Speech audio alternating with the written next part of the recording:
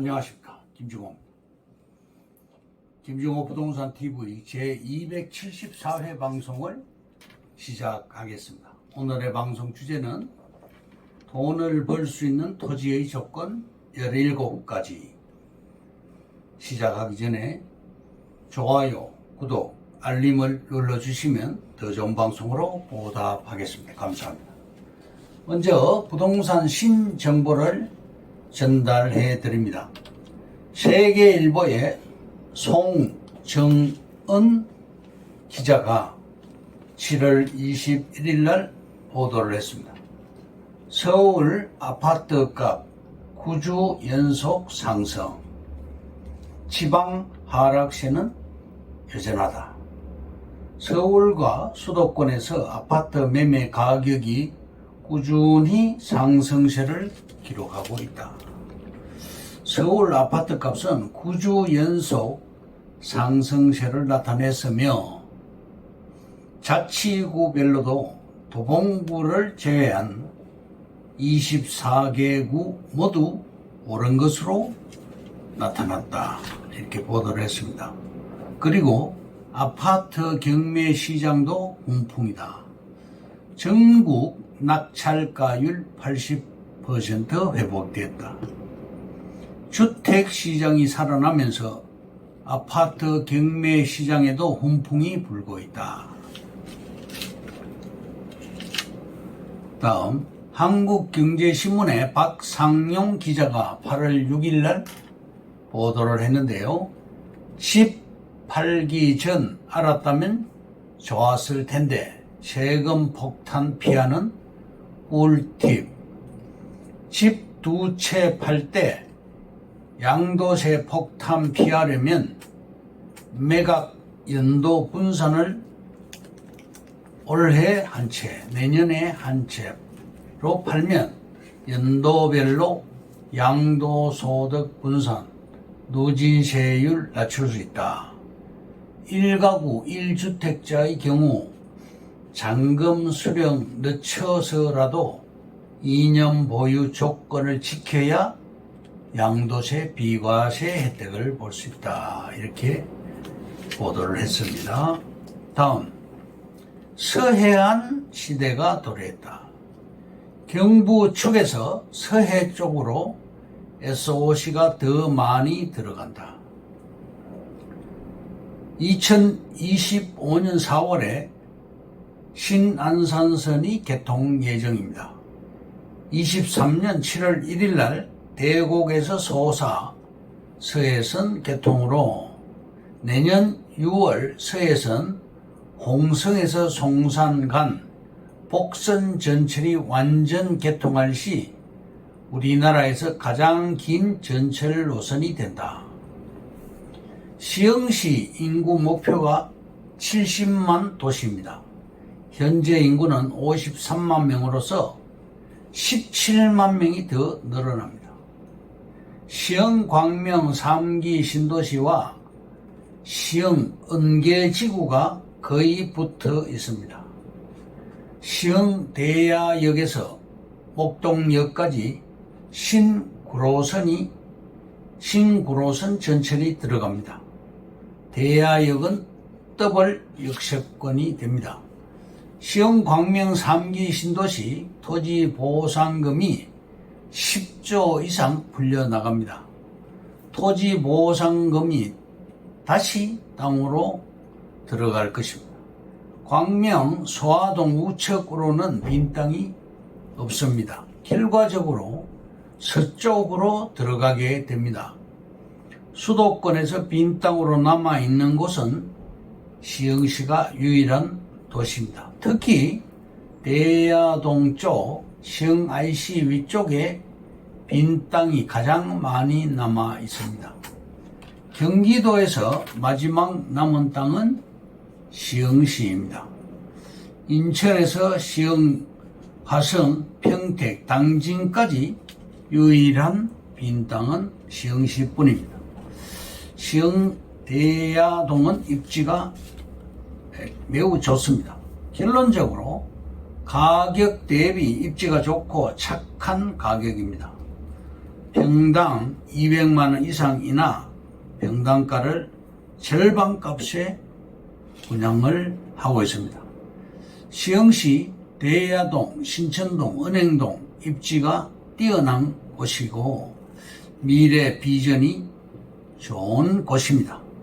시흥시 북부 생활권의 인구를 가장 많이 늘리는 것이 도시 기본 계획입니다.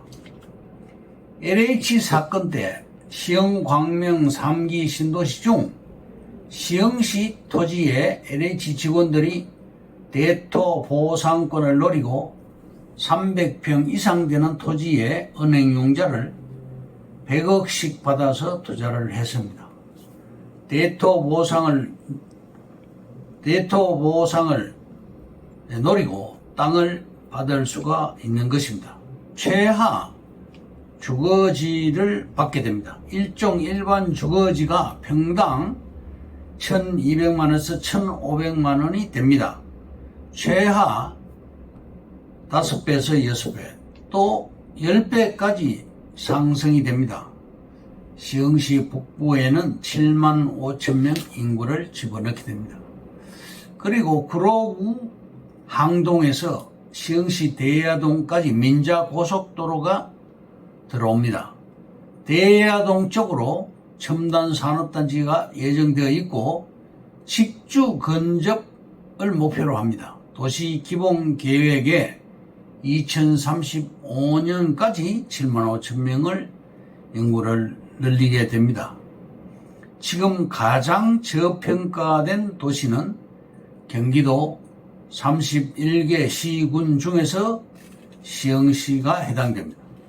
전철 역세권이고 시흥 IC 인접지입니다. 입지가 뛰어납니다. 다음 개발지로서 영순이 땅인 것이죠. 8년간 농사 지은 사람은 양도세가 면제가 되고 대토시에 취득세를 면제받게 됩니다. 노후를 위해서 부동산 투자로 재테크는 필수입니다. 우리나라는 1986년에서 88년까지 땅으로 돈을 많이 번 시대였습니다.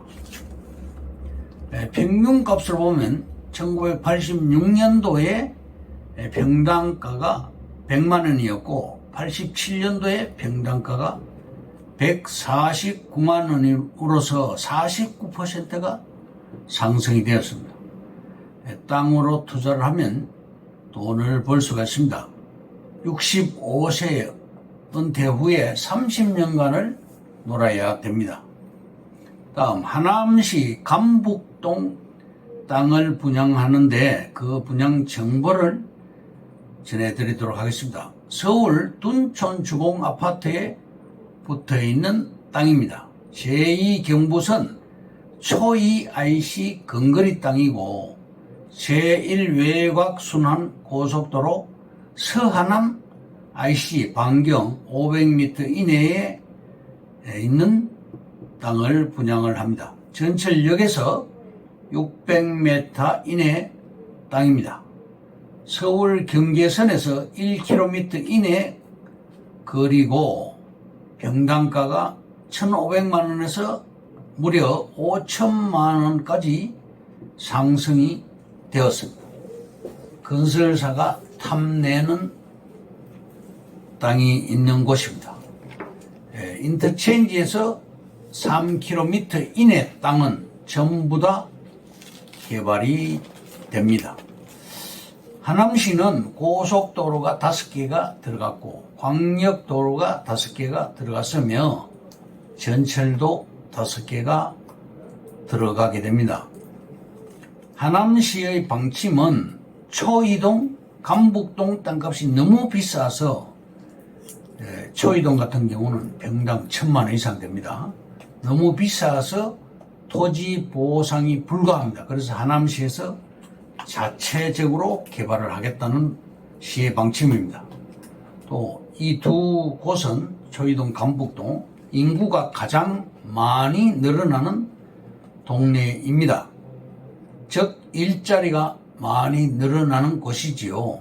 결론적으로 하남시 감북동 땅값은 개발지이고 부르는 게 값입니다. 평당 400만 원 선에 분양을 하고 있습니다. 그러면 오늘의 방송 주제인 돈을 벌 수 있는 토지의 조건 17가지에 대해서 말씀드리겠습니다. 첫째, 2차선 도로변 토지여야 한다. 둘째, 용도는 자연녹지, 도시지역의 자연녹지 또는 계획관리여야 한다. 셋째, 면적은 작으면 작을수록 좋다. 넷째, 개발 기간이 짧아야 한다. 다섯째, 지목은 임야보다 농지가 현금이 덜 듭니다.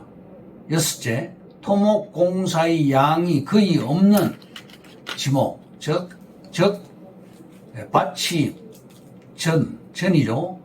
밭이 부지가 최상입니다. 일곱 번째, 분할해서 작은 평수로 만들 수 있는 모양이어야 합니다. 여덟 번째, 개발지 주변 땅이 좋고 개발이 쉬운 땅을 매입을 해야 합니다. 전철 역세권이라든가 인터체인지 주변, 신도시가 들어가는 주변, 산업단지 주변, 대규모 위락단지 주변 땅을 5천만 원 내외로 소액을 투자해서 개별 지분 투자를 권유를 합니다. 단필지도 좋지만 개별 지분 투자도 좋습니다. 아홉 번째, 임야를 매입할 경우 평당 가격을 꼭 적는다. 여덟 번째, 평탄한 부지로 만들어야 한다. 11번째, 번면을 최소화한다. 번면은 이제 땅을 깎은 그 경사가 있는 지역을 말합니다. 12번째, 토목공사 중에도 매도할 수 있다. 13번째, 절세를 위해 최소한의 건물을 지어야 한다.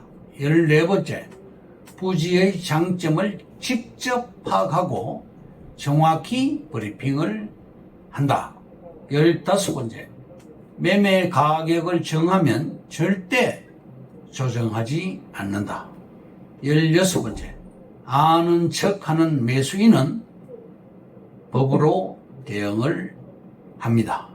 17번째, 미래를 예상하여 브리핑하지 않는다. 이상으로 김중호 부동산 TV 제274회 방송을 마칩니다. 김중호였습니다. 감사합니다.